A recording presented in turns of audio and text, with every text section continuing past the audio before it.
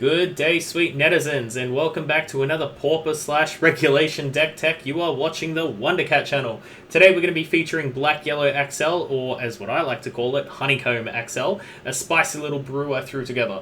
This deck went through a few different early iterations using the other green yellow Accel stuff in a more purist type list, something that you'll probably look at and go, oh yeah, this is Accel.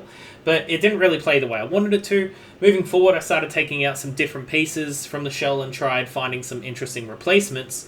Funnily enough, the black-yellow Accel stuff can easily be played by itself since the lack of high rarity cards means that we don't lose the best part of Accel being Chaosmon. Because we can't DNA into Chaosmon, it meant there was less reason to play the green-yellow side, so we just sliced it all out and started looking towards replacements. With all of that said, let's get into what makes this deck stand out from the rest. So we're going to start off with our rookies as usual. We've got 4 copies of Lylemon.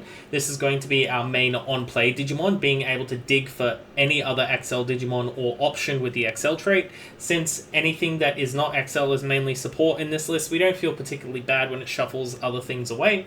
Lylemon also has a great inherited in barrier, so we can Digivolve on top of it if necessary. We will also be playing 1 copy of BT8 Armadillomon. This cute little dude is like a 5th copy of Lylemon, being able to dig 4 cards for any 2-colored card we have in the deck. This hits like, it's like 80-90% of the list or something. It's an insanely high number, so it's just a decent on-play to help dig for those other bits and bobs. He has no inherited, just helps fill out the rookie slots, all in the name of consistency. We're going to be playing 4 copies of BT16 Armadillomon. Now this is where you might be seeing the support starting to come into this. This card here is actually crazy strong in terms of value. We usually want to put this into raising turn 1 to Digivolve into, and then start slamming things into play with all our on-play effects. Once per turn, whenever you would play or Digivolve a 2-colored yellow Digimon, reduce its cost by 1. This really allows you to play with a much tighter memory turn, especially if you don't have your memory setters out yet. If your opponent's trying to keep you really low on memory, this is super, super good. It allows you to stack with itself as well, so multiples out just generates you insane amounts of value, giving you real turns when you don't have a lot of memory to work with. Its inherited is decent on all turns, giving plus 1k. It's nothing to scoff at, especially in a format where being able to swing over things is particularly important. We're going to be playing 3 copies of the BT18 Kabuterimon.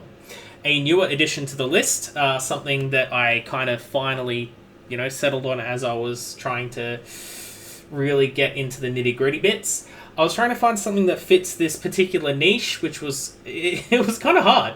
We needed more black-yellow support that helped our game plan and fit this level 3 slot. This managed to pretty much check all the boxes. He basically allows all Digivolution costs that would Digi on top of him cost 1 less. This interaction and the reductions your level 3 are already giving will be discussed with the level 4s.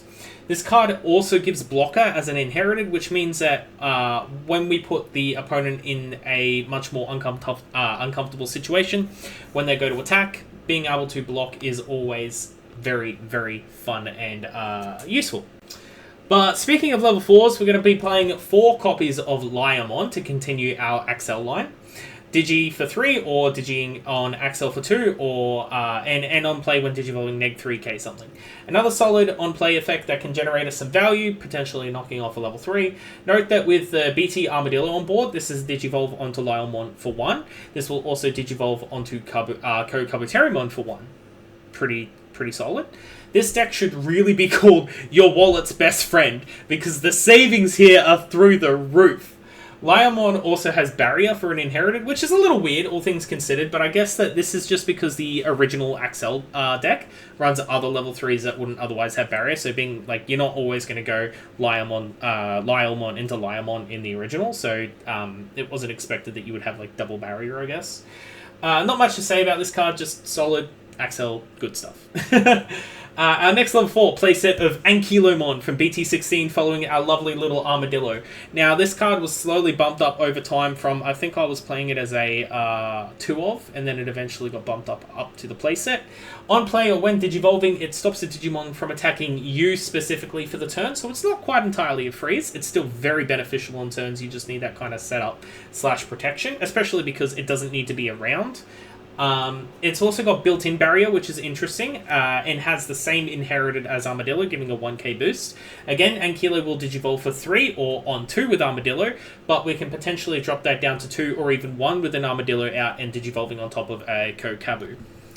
Next, our level 5s. We're going to be playing 4 copies of our continuation of Accel Loader Leomon. Another one digivolving neg 3k, but also stops when digivolving effects from triggering, which is a nice little touch. Best part about this card personally is it's inherited, allowing you to redirect attacks, which can definitely save you in a pinch. We're going to be playing 2 copies of EX5 Etimon for our Flex level 5, an interesting card nonetheless. It's a little expensive to digivolve into, costing 4, but still follows our usual neg 3k trend and forces an opponent's Digimon to attack, which can net us a free destruction if we have a blocker up.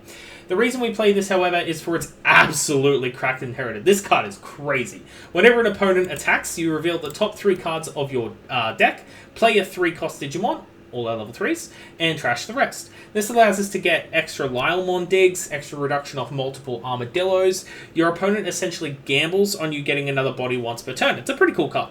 Luckily, between our other types of reduction, he can be worked around with such an expensive digivolving cost.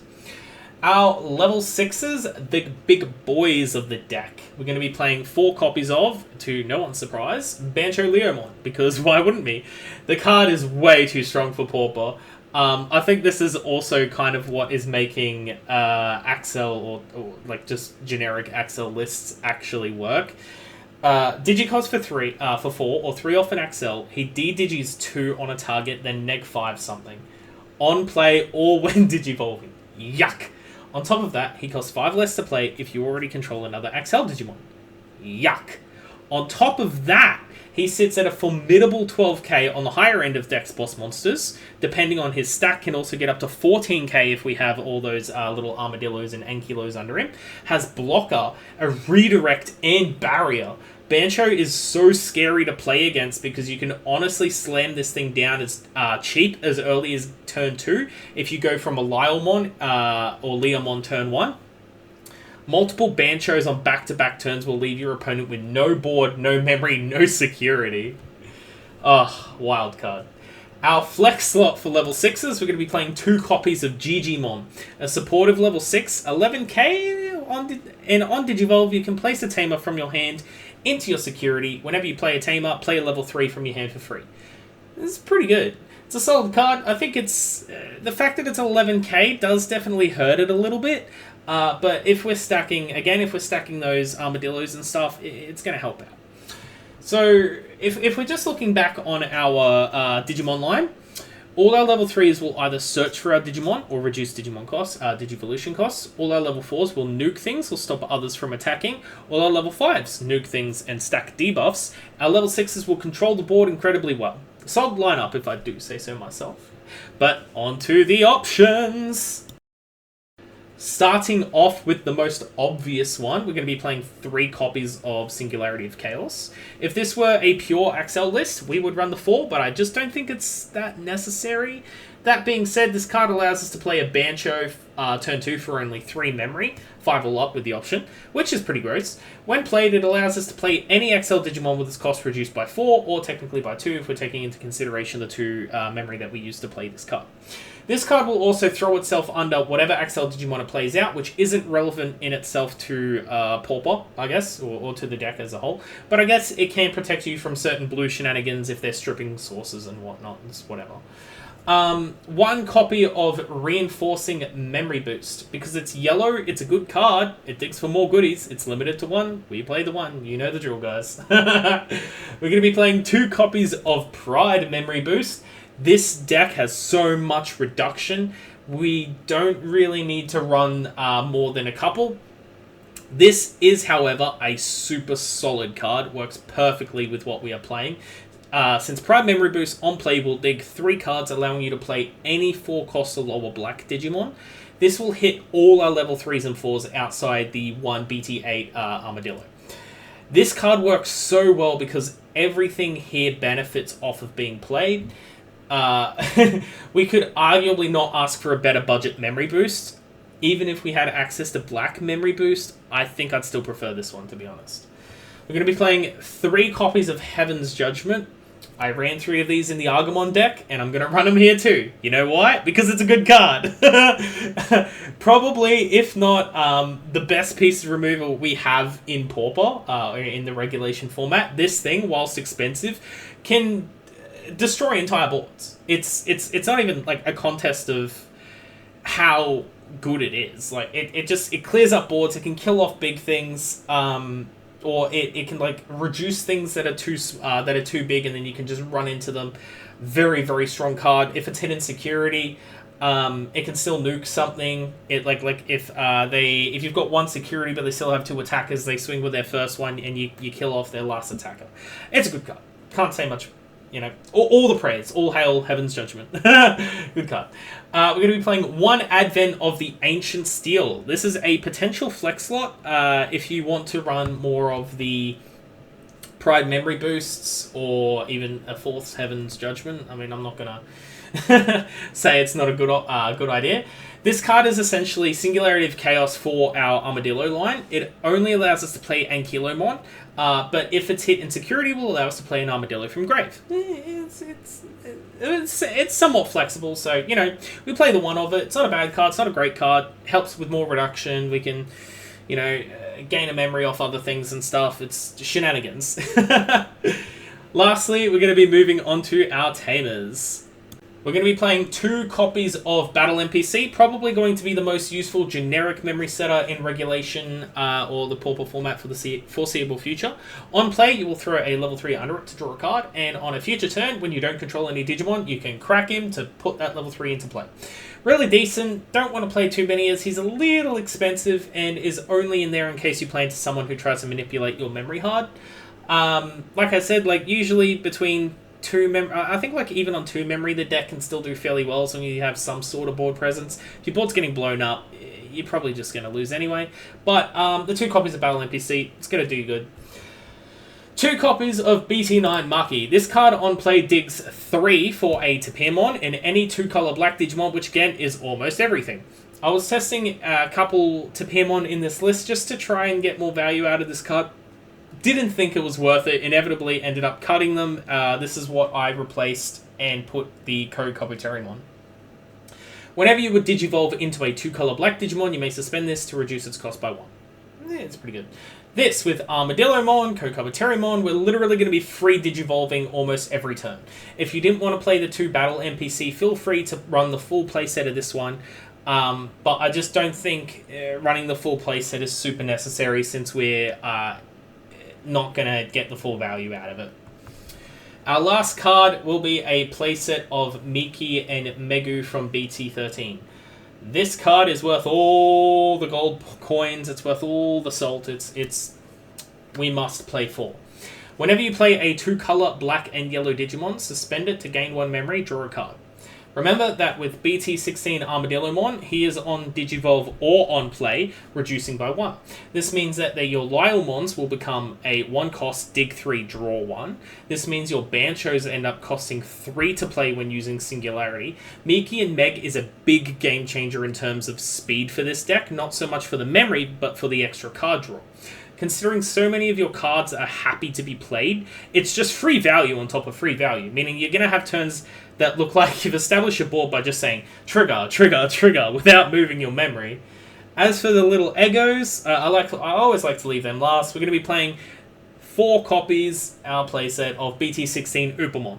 This allows us to safely Digivolve our BT16 Armadillos in breeding, bringing them up the following turn to get value on top of, and blocking with if necessary. This ended up just being an overall better choice on eggs than running any kind of Freemon for the Lylemon or the Accel egg. Being able to give everything in our deck blocker is really solid, so we don't have to rely on getting Code Kabuterimon onto something. Seems like an obvious choice, really. I also tested BT3 Upamon, being able to draw extra cards when swinging late game, but I think the more reliable, more active blocker inherited is just going to make more of a difference across the multitudes of games. Having an egg that is only online for half of the game is... I like things to be consistent, not super consistent.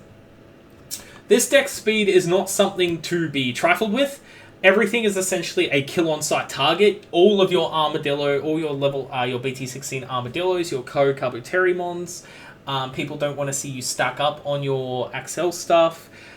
It's just like you get the ball rolling. If you get a turn or two where your opponent's just trying to set up themselves, like, I don't think they're going to outvalue you.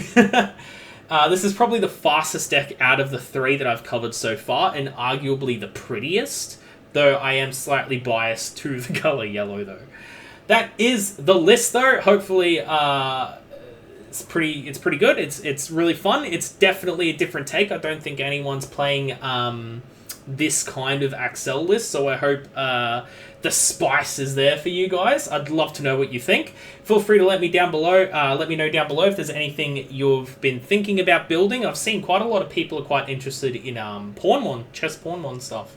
The black-yellow list for that seems to be making the rounds. But yeah, I'm always looking at new builds, and I'll hope to see you guys in the next video. Ta-ta for now.